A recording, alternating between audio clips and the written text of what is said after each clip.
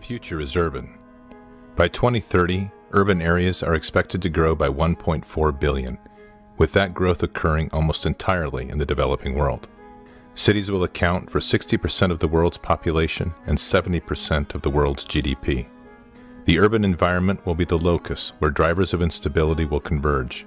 It is the domain that by the year 2030, 60% of urban dwellers will be under the age of 18. The cities that grow the fastest will be the most challenged as resources become constrained and illicit networks fill the gap left by overextended and undercapitalized governments. The risk of natural disasters compounded by geography, climate changes, unregulated growth, and substandard infrastructure intersect to frustrate humanitarian relief. Growth will magnify the increasing separation between rich and poor. Religious and ethnic tensions will be a defining element in the social landscape. Stagnation will coexist with unprecedented development as impoverishment, slums, and shantytowns rapidly expand alongside modern high-rises, technological advances, and ever-increasing levels of prosperity. This is the world of our future. It is one we are not prepared to effectively operate within, and it is unavoidable. Megacities are complex systems where people and structures are compressed together in ways that defy both our understanding of city planning and military doctrine. It is an ecosystem that demands a highly agile and adaptive force to successfully operate within. Infrastructures will vary radically, with concentrations of high-tech transportation, globally connected air and seaports, contemporary water, utilities, and waste disposal intermixed with open landfills, overburdened sewers, polluted water, and makeshift power grids. Living habitats will extend from the high-rise to the ground-level cottage to subterranean labyrinths, each defined by its own social code and rule of law. Social structures will be equally challenged if not dysfunctional, as historic ways of life clash with modern living, ethnic and racial differences are forced to live together, and criminal networks offer opportunity for the growing mass of unemployed. This becomes the nervous system of non-nation-state, unaligned individuals and organizations that live and work in the shadows of national rule.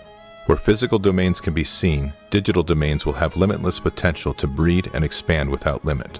Digital security and trade will be increasingly threatened by sophisticated illicit economies and decentralized syndicates of crime to give adversaries global reach at an unprecedented level. This will add to the complexities of human targeting, as a proportionally smaller number of adversaries intermingle with a larger and increasing number of citizens. The scale and density of these domains is daunting. In a city of 10 million, where you hold the support of 99% of the population, the remaining 1% represents a threat of 100,000. It is an environment of convergence, hidden amongst the enormous scale and complexity of the megacity. These are the future breeding grounds, incubators, and launching pads for adversaries and hybrid threats. Linked globally, these are man-made labyrinths that provide refuge and movement across the vast sections of these cities where alternate forms of governance have taken control. The advice of doctrine, from Sun Tzu to current field manuals, has provided two fundamental options. Avoid the cities, or establish a cordon to either wait out the adversary or drain the swamp of non-combatants and engage the remaining adversaries in high-intensity conflict within. Even our counterinsurgency doctrine, honed in the cities of Iraq and the mountains of Afghanistan, is inadequate to address the sheer scale of population in the future urban reality. From the streets of Aachen to the Citadel and Way, we have defeated adversaries who attempted to use urban terrain to their advantage. Urban conflict is written deep into the Army's histories. But in tomorrow's conflict, these megacities are orders of magnitude greater in complexity, and our current options do not meet strategic ends. Our future operations must allow us to rapidly return the city to the people. They will be too large and complex to isolate or cordon in their entirety. Yet our soldiers will have to operate within these ecosystems with minimal disruption and flow.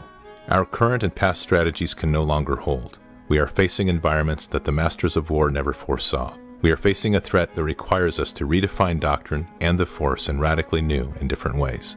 The future Army will confront a highly sophisticated urban-centric threat that will require that urban operations become the core requirement for the future land force. The threat is clear. Our direction remains to be defined. The future is urban.